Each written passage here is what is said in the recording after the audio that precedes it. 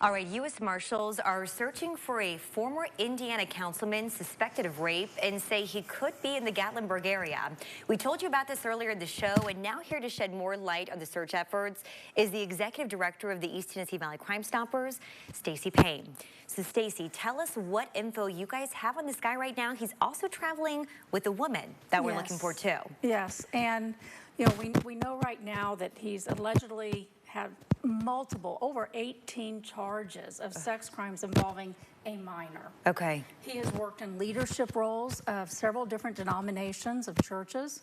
He's worked as a handyman. He's worked in farm and ranch industries. So he could get a job just about anywhere.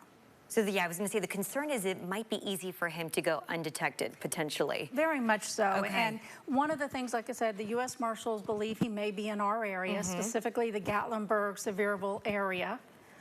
He could be hiding in any one of those vacation rentals. Yes, of course, he could stay in a hotel or motel, but then there's more chances of being spotted. Okay. So chances are they're using those vacation rentals.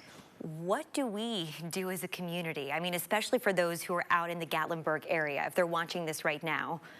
Share the post. Okay. Keep an eye out. If you think you see him or her, by all means, definitely contact Crime Stoppers immediately.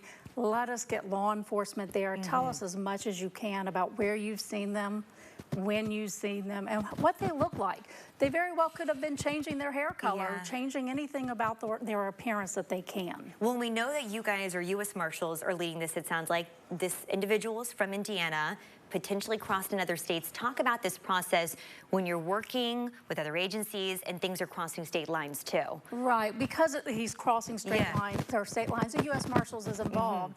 But they've also told us not only may he be in Tennessee, but he may take off towards Waynesville, North Carolina, or Maryland. He's had contacts in Colorado and Montana. So, that's a lot. That's a lot of area to cover. And that's why we're begging people, please share our posts, get their pictures and their names out there.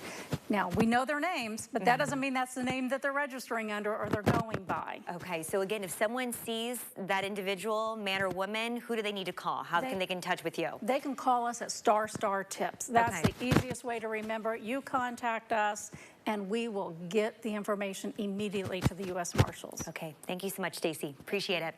And after the break, we're going to check in with the crew from Living East Tennessee to